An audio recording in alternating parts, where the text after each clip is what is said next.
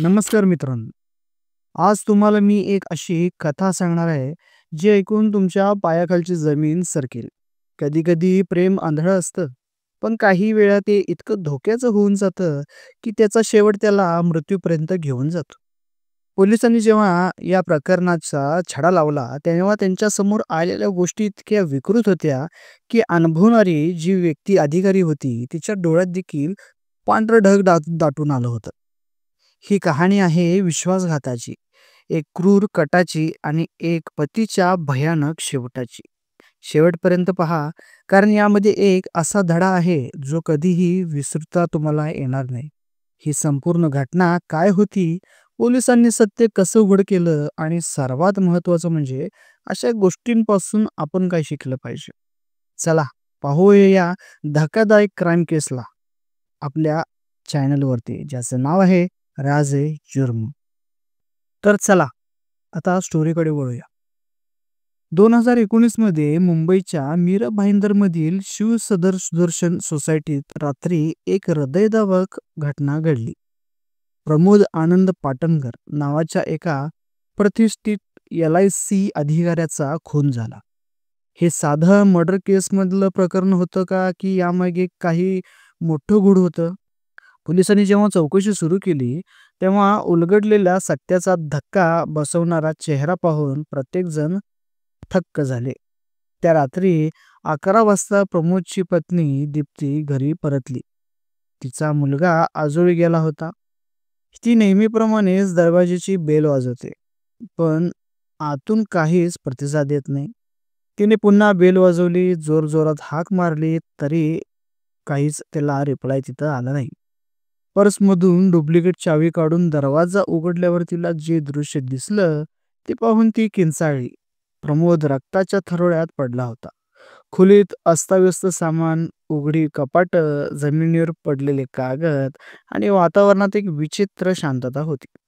आवाज ऐकून शेजारची लोक गोळा झाली. सगळ्यांच्या चेहऱ्यावर भीती आणि प्रश्नचिन्ह होता. ही हत्या कोणी केली होती? पोलिसांना कॉल केला जातो. पोलीस त्या ठिकाणी पोहोचतात. त्यांच्याकडून घटनास्थळाची पाहणी केली जाते. प्रमोदच्या गळ्यावर खोल वण होते, म्हणजेच हत्या गळा आवळून करण्यात आली होती. मात्र एक गोष्ट संशयास्पद त्यांना वाटत होती. फ्लॅटमध्ये लूटमारीचा कोणतेही ठोस पुरावे नव्हते. दीप्तीला चौकशीसाठी बसवलं आणि तिचा जबाब घेतला गेला. काही विसंगती लक्षात आली. तिने सांगितलं की ती 7 वाजता घरी गेली होती आणि नवऱ्याला चहा करून दिला होता. पण फॉरेन्सिक टीमने मध्ये कपाची तपासणी केल्यावरती त्यांना एक कपामध्ये लिपस्टिकचे ठसे आढळले होते. तपास अधिक खोल जातो. पोलिसांना एक कोंडमचं पाकिट देखील तिथं मिळतं, जे प्रमोदच्या उशीखाली होतं. याचा अर्थ काय? प्रमोद कोणाशी तरी अफेअरमध्ये होता की काय? मग पोलिसांनी प्रमोदच्या फोनचे रेकॉर्ड तपासले. शेवटचा कॉल कोणाचा होता? समाधान पाटणकरच्या नावाच्या व्यक्तीचा. त्याला संपर्क साधला जातो आणि आश्चर्य म्हणजे तो दीप्तीचा जुना मित्र निघतो. यात सगळ्यात एक मोठा ट्विस्ट आला जेव्हा प्रमोदच्या पोस्टमॉर्टम रिपोर्टमध्ये कळाले की त्याच्या शरीरात झोपेच्या गोळ्यांचं प्रमाण जास्त आढळले. म्हणजे प्रमोदला आधी बेशुद्ध केलं गेलं आणि मग गळा आवळून त्याची हत्या केली गेली होती. आता पोलिसांना संशय थेट दीप्ती समाधानावर होता. दीप्तीची पार्श्वभूमी तपासली असता समाधान आणि तिचं अफेअर असल्याचं स्पष्ट झालं होतं. 4 वर्षापूर्वी दोघांचं प्रेम प्रकरण होतं, पण कुटुंबाच्या दबावामुळे दीप्तीनं लग्न प्रमोदसोबत केलं होतं. समाधान दीप्तीच्या संसारात परत आला आणि दोघांच्या भावना पुन्हा उफाळून आल्या. प्रमोद हे प्रमोद हे अडथळा बनत असल्याचं त्यांनी त्याला झटकवण्याचा प्रयत्न आता ह्या दोघांनी आखला होता, कारण ह्यांच्या प्रेमामध्ये तो त्यांना आता अडसर वाटू लागत होता. घटनेच्या आदल्या रात्री समाधानने दीप्तीला 20 झोपेच्या गोळ्या दिल्या होत्या. दुसऱ्या दिवशी सकाळी 7 वाजता प्रमोद घरी आला आणि दीप्तीने त्याच्या चहात त्या सर्व गोळ्या टाकल्या. 45 मिनिटांनंतर प्रमोद पूर्ण बेशुद्ध झाला. त्यानंतर समाधान फ्लॅटमध्ये आला आणि प्रमोदचा गळा आवळला. प्रमोद मृत झाल्यावर दीप्ती आणि समाधान खोलीत अस्ताव्यस्त केली आणि पुरावे दिशाभूल करण्यासाठी ठेवले.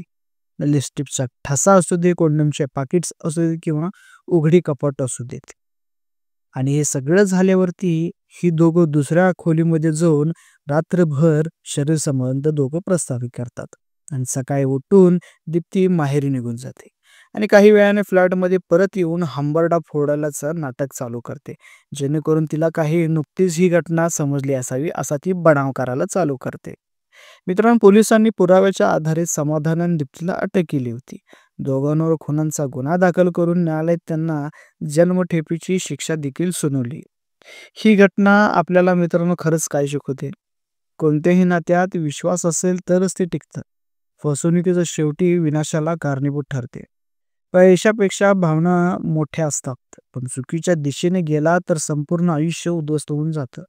कोणत्याही नात्याला सत्तेची आणि निष्ठेची गरज असते. फसवणुकीचा शेवट फक्त विनाशच असतो. तर मित्रांनो, आज घटनेबद्दल तुमची ही प्रतिक्रिया काय आहे हे आपल्या कमेंट बॉक्समध्ये तुम्ही नक्की सांगा. आणि अशा स्टोऱ्या ऐकण्यासाठी आपल्या चॅनलला सबस्क्राईब देखील करा. धन्यवाद मित्रांनो.